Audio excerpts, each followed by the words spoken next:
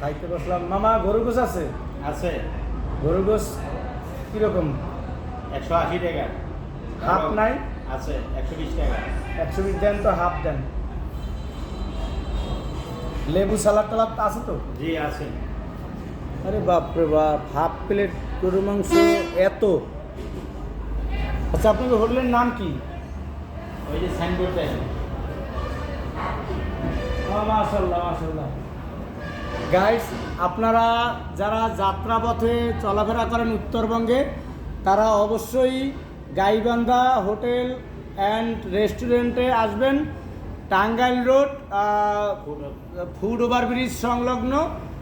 এবং এখানে ঘরোয়া পরিবেশে আমি খাইতে বসছি। আসলে খুবই সুন্দর, সুস্বাদু খাবার এবং পরিবেশটা খুবই সুন্দর।